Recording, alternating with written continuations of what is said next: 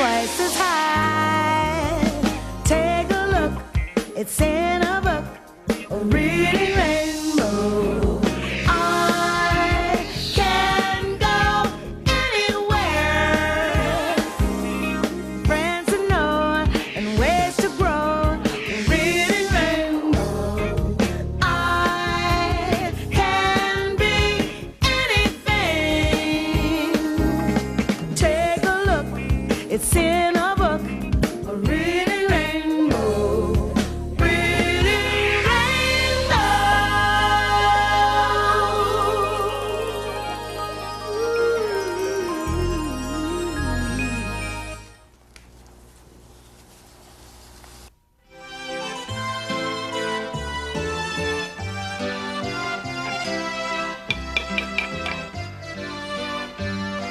Hi there.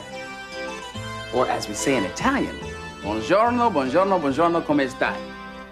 Well, I hope you're hungry because today's show is all about one of the world's most popular foods, pizza. You know, Americans eat over 8 billion slices of it a year. Excuse me. Hello?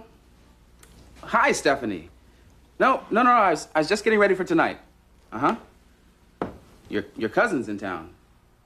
Well, bring him along. No, I'm sure. Uh-huh. It's okay, yeah.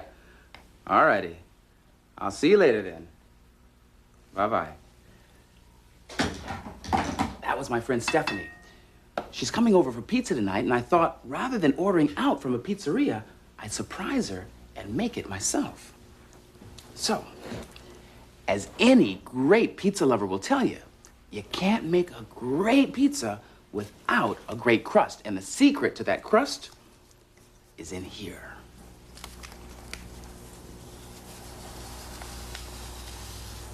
Yeast. It's a tiny little fungus, and you wouldn't know by looking at it, but these little critters are alive. To get the yeast started, you pour it into a small bowl of warm water and stir it all up. Now, add this yeast mixture to some more water. Pour it all into the flour and mix it with a spoon until it becomes dough. Now comes the fun part. You just press out the dough and fold again and again. This is called kneading.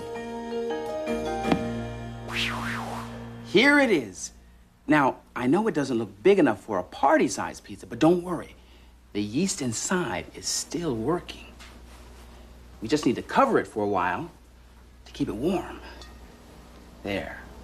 In a little while, you won't believe what happens.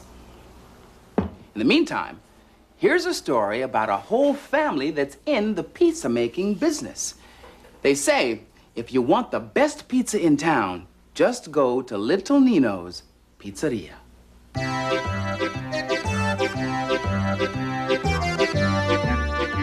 Little Nino's Pizzeria by 𝗟𝗏𝗀𝗀. Read by Josh Saviano.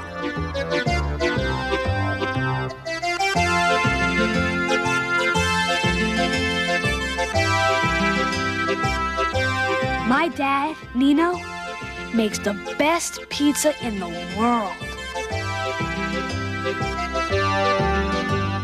I'm his best helper. I help knead the pizza dough.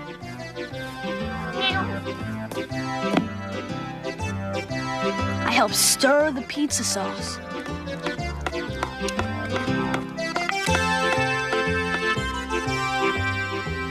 And I help grate the cheese.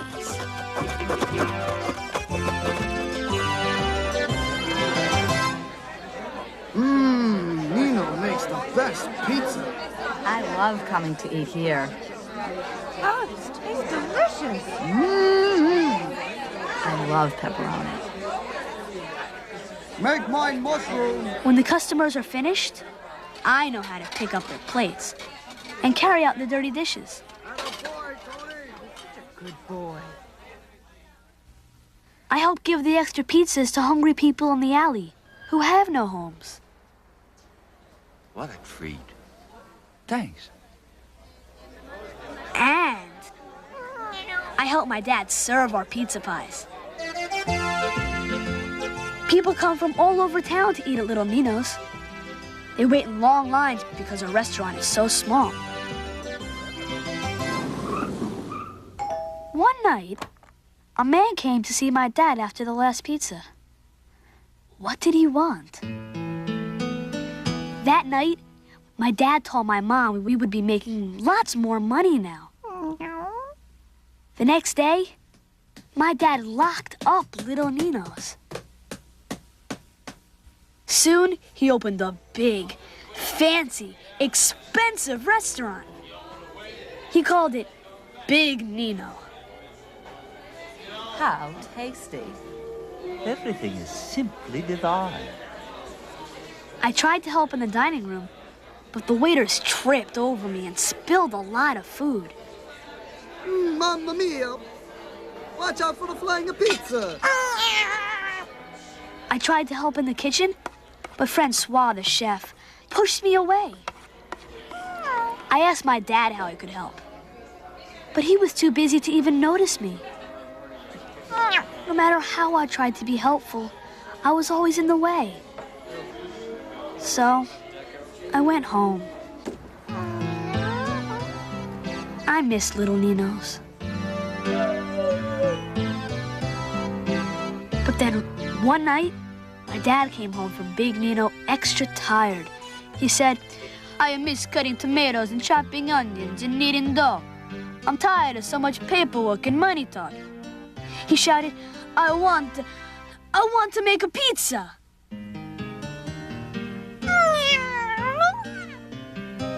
And then he looked at me, Tony, my best helper.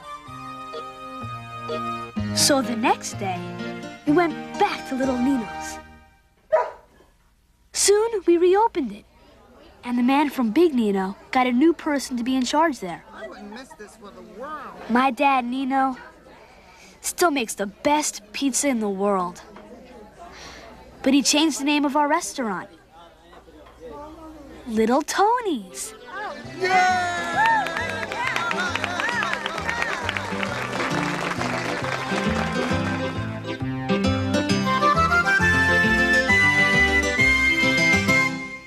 Remember that little ball of dough? Well, look at it now. The yeast blew it up like a balloon. Now watch this. I punch out a little of the extra air, and then flatten it out just a little around the edge. Now, there are several ways to flatten out dough. You can use a rolling pin, or you can try this. Are you ready? Okay. Now, I've got to make the biggest pizza possible because when it comes to pizza, you've got to make sure you have enough for everyone. I can eat a lot of pizza. I love pizza. How about you? But like normally, naturally, I would only want to eat about 3 slices. 1. 6 slices. 2. About 10 slices. I could eat about 5 boxes. I could consume a couple of 100 pieces. 4. 100 pieces. About 800 slices. 600 elephants full. 45,925,777 pizzas. Pies. Well, the crust is finished.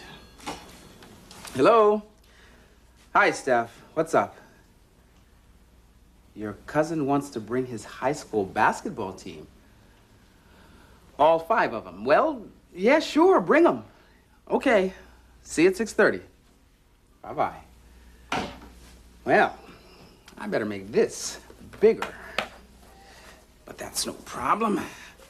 Just make it bigger. That's all. Just make it bigger. Ooh.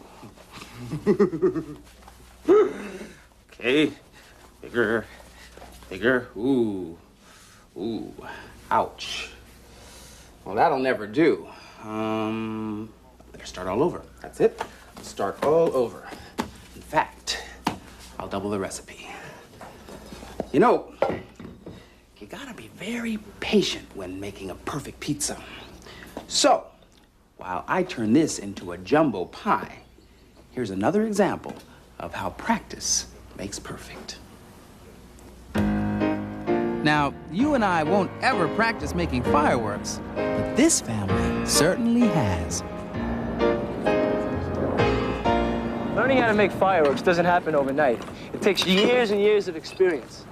I'm 𝗡𝗶ৃ. I'm a 5th-generation member of the 𝗥𝗶𝗱 family. And when we do large fireworks programs, we don't always do it on land. We bring them out on barges and float the barges out to the middle of a river, and that becomes our stage. What we're doing now is starting to set up the barges for a mammoth fireworks program that we'll be doing this weekend. The first job that we have to do when we get onto the barge is put our pipes in. Once we load our pipes into the boxes, we have to run a wire to each one of the pipes. That wire is going to be connected to a firework. And this is what a firework looks like. We call them shells. The shell has to go all the way down to the bottom of the pipe in order for it to function effectively. When we're handling the firework pieces, we handle them very, very gently, like it's an egg. We don't want to break the firework, and we handle it very carefully. It's never dropped, and it's never mishandled. If you've ever wondered what a firework is made out of, let me show you. This is one of the many fireworks that we're using on the barges. This firework is made with a cardboard, hand-rolled casing. And the casing is filled with small balls that we call stars. The stars are the magic of the fireworks. The stars are chemically made to produce different colors and different patterns. They're very light, they're very soft, and they're round, as you can see. It's frozen open. Then there's some sections in the middle. One of the things that I love so much about this job is being able to work so closely with my family, being that we are a family company, a family business. Donna, my aunt, is the vice president of Fireworks by 𝗥𝗶. Donna selects a lot of the music that you might hear when you see our fireworks displays. And then there's Cricket, my cousin. He's one of our chief technicians that works and keeps everything flowing and working out here on site. My grandmother is the glue of our family. She is the backbone keeping everybody together, as well as teaching us the importance of safety with fireworks. It's good. Mother Nature's on our side. Thank God for that. Good thing you ordered it in time. Yeah, I told you we were going to have nice weather. The person that's most responsible for teaching me what I know about fireworks is my grandfather. The older generation teaching the younger generation was important in the success of my family. When we were children growing up, the one thing that I learned from my dad was to respect fireworks. And my brothers and myself now are teaching our children the same thing, to respect them. Fireworks are dangerous. This is what we call a world-class show. It's a very, very large-scale production. It didn't always used to be that way. We used to use a lot of pinwheels and American flags. But today's shows have so many more people that come that we have to put a lot way up in the air. There we are. We're going to have lunch now, guys. What makes this all so much fun is the teamwork that goes into it. It's just such a rewarding feeling to see all of us work together for so many hours and to be able to produce such beauty. It's a very warm, rewarding feeling. Oh gosh, but what happens if it rains on the night of the big show? The marina's over there. Everything is tight and dry on the barges, and the program will happen. In spite of everything, the show is going to go on, regardless of the weather. Oh, where they come? Look. Here comes the tug now. Yeah, they may be on this right now. I hope this is my grandson coming in now. My job's to produce the fireworks show for the river. There's a tremendous amount of pressure on myself and the rest of the family to make all of these fireworks go off at the same time. Right now, I'm very nervous with the weather. These are the breaks of our profession. We can't control Mother Nature. It's gonna happen. Mother Nature's working a little bit with us. Okay, stand by. 2, do you copy? 3, 2, 1.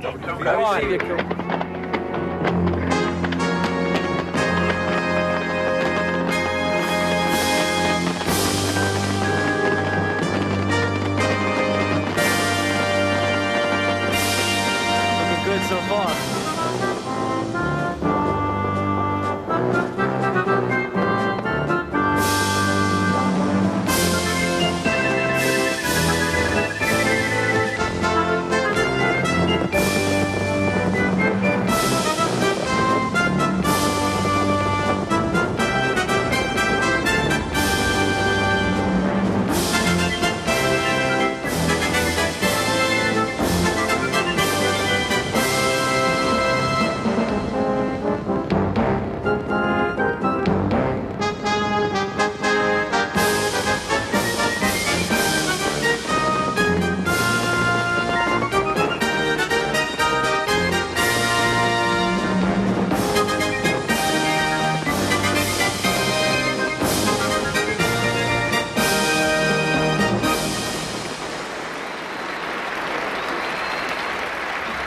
very happy.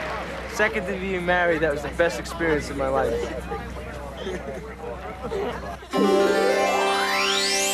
Okay, this ought to be big enough to feed a high school basketball team. Now, here comes my favorite part. Adding the sauce and the toppings. Hello? Yes, Stephanie, the coach can come too. Yes, okay. I'll see you later. You know, I should have asked Stephanie what the coach likes on his pizza. Everybody has their favorite toppings. What's yours? My favorite toppings are green peppers and onions with extra cheese. Mushrooms. Olives, sausage, Garlic. hot sauce. Pepperoni, sausage, and pickles. No, that wasn't it. Gumballs. Onions, Oysters. candy bars. Another pizza. I guess the only way to top a pizza for everyone is with a little bit of everything. So finally, I get to add the sauce. Here we go. A little bit of sauce. I love this part. This is great. A little sauce. Kind of slather it around there.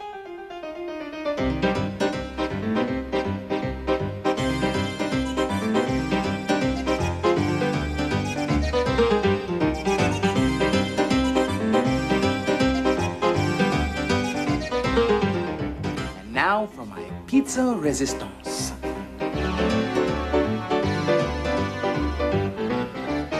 Perfecto.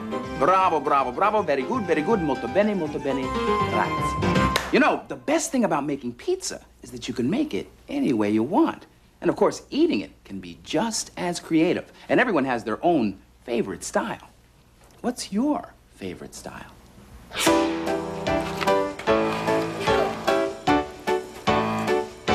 You gotta have style. You gotta have pizzazz. It's a certain personality that every pizza lover has. So when you share it with your friends and their manners seem to slip away, well, it's okay.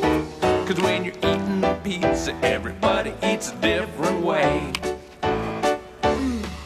When you pass around the slices and it gets a little messy and you're not sure what to do, don't worry, open up wide and let your style shine through. Let your pizza style shine on through. Okay. You know, I better get this thing cooked before everybody arrives. Here we go.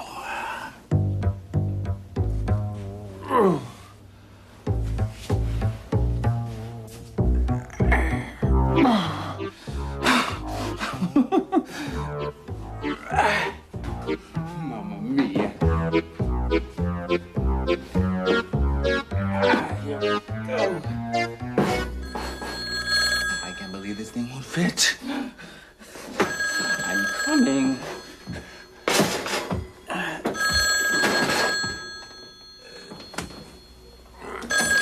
Hello, Stephanie. How many more? Oh, wait a minute. No, hang on. Well, looks like it's going to take me a little while to figure this out. But there's no need for you to go hungry, so here are some books that will really satisfy your appetite. But you don't have to take my word for it. Hi, my name's Brooke Alexander. I have a poetry book of the most unusual kind. It's all about food. It's called Eats Poems by Arnold Adolph. The whole world is made up of a lot of different kinds of foods. Arnold Adolph thinks food is great. His poems have a catchy rhythm. In the poem about pizza, the dough seems to be the most important. But not to me. I love the cheese. Chocolate, chocolate, I love chocolate. If you're crazy about food and have a wacky imagination, read Eats Poems. Hi, I'm Kemrit. Have you ever wondered how food travels through your body? Well, in this book called What Happens to a Hamburger, you can find the answers to some of your questions. Digestion begins in your mouth. It starts when you chew your food and continues after you swallow it. It goes down a tube called your esophagus, then it arrives in your stomach. When the food turns into a liquid, it's really yucky. I think you'll really be amazed when you discover how hard your stomach works. So the next time you eat something, think about what happens to a hamburger. Hey, you Kernel fans out there. Popcorn kernels, that is. If you love popcorn the way I do, you'll eat this book right up. It's called The Popcorn Book. This book tells you lots of great facts and funny stories about popcorn. Did you know that popcorn was discovered by Native Americans? The Indians ate popcorn. They also wore it as jewelry. There's a funny folk tale in the book. One summer in the Midwest, it was so hot and dry that the corn in the fields began to pop. It looked like a blizzard outside. I'm Kamali Minter, and popcorn isn't just good for the movies, it's also good for reading. So why don't you pop over to your library and pick up the popcorn book? Well, I finally solved my problem.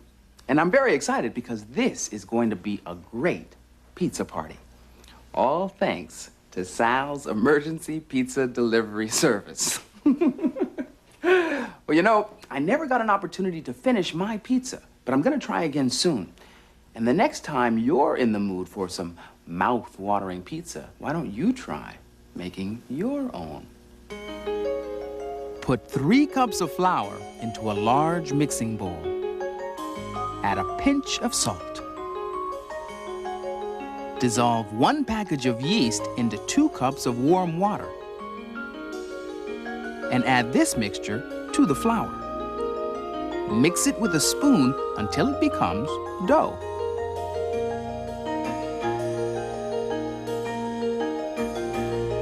Knead the dough for 2 to 3 minutes.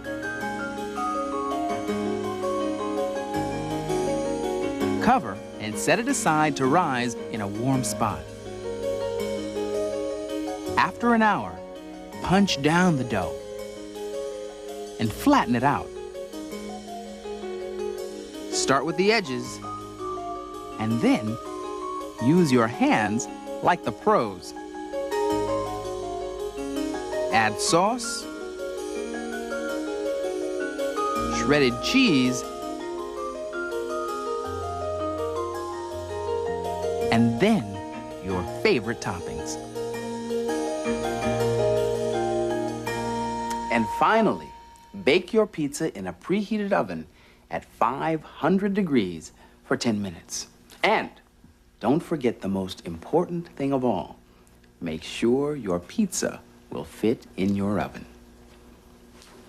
Well, maybe I'll just take a peek.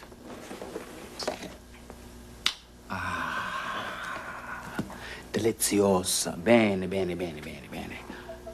I'll see you next time.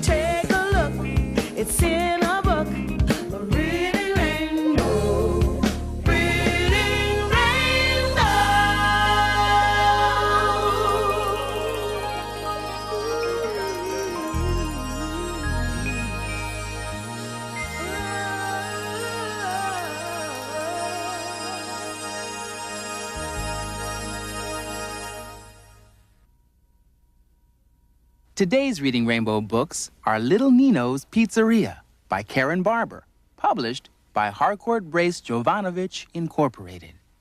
Eats Poems by Arnold Adolph, illustrated by Susan Russo, published by Lothrop, Lee, and Shepherd Books. What Happens to a Hamburger by Paul Showers, illustrated by Anne Rockwell, published by Thomas Y. Crowell. The Popcorn Book by Tommy DePaula, published by Holiday House.